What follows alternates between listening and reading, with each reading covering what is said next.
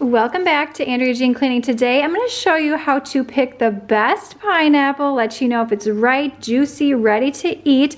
And I'm also going to show you the quickest and easiest way to cut this pineapple so that you can dive right in.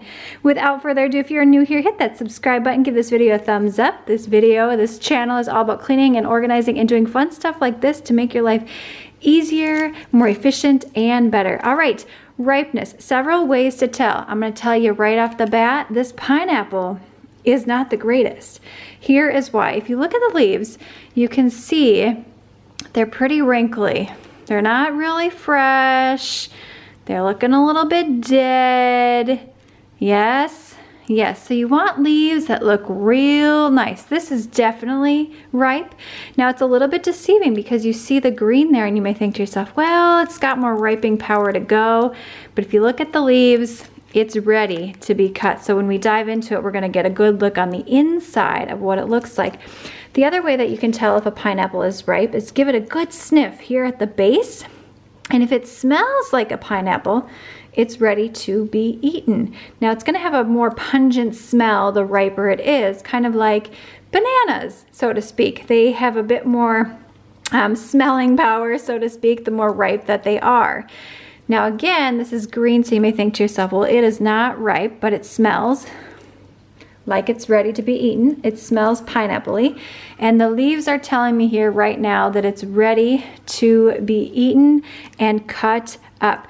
The other thing, check the weight. If it feels heavier, let's say you're in a grocery store comparing them side by side, it's ready as well. That juices had had time to work their way, and so if it's heavier, chances are it's more ripe.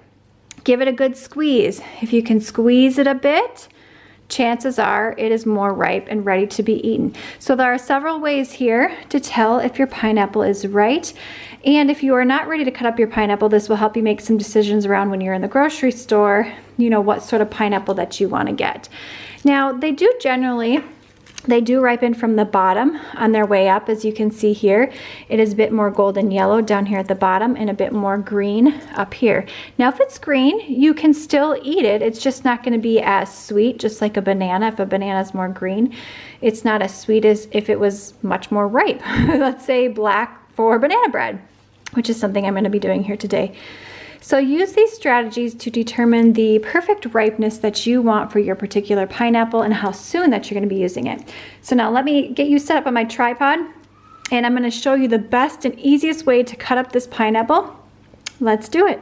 Here we are in my kitchen. I'm about ready to have a baby here in a week or so, so don't mind the baby bump here, but this is gonna be super easy and fast, and it's gonna help you save the most amount of pineapple. Now, there are many other ways to cut this pineapple aside from what I'm gonna show you here today, but if you wanna spend an hour cutting your pineapple to save you the most, then definitely do that. But this is what I found to be the best. Make sure your knife is sharpened well, because this is gonna help you with the cutting process. You're gonna go ahead and cut the top off. I am a lefty, in case you're wondering here. Cut the bottom, as close to the bottom as you possibly can here. There we go. And then we're gonna flip it on its top end right here, and I have my Tupperware that I'm gonna put it in. You're going to cut it in half. Then you're gonna have two halves just like this. Inside is the core. This is the really tough part that you don't want to eat, especially if you have small children like I do. You want to make sure that you get those cores out. So the best way that I found to do is you're going to make sort of a triangle here, cutting each side of the core. There we go. And you're going to pull that core right on out. There you go. And it's tough. It's very fibrous and dense. Next thing, cut your pineapple in half. I'm gonna set this guy aside, or that lady aside. Oh, I can smell it right now. It is juicy. So now this is perfect. This probably won't last long in my fridge because, as you saw, the leaves are very crinkled. Don't mind the cars outside.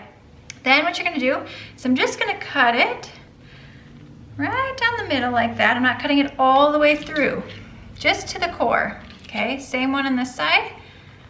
Down, don't cut through the core just yet. And then what I like to do, just make little cuts. Again, cut to the core, cut to the core. You can make them as big or small as you'd like. I like them smaller as I got small children. I'm gonna put this guy aside.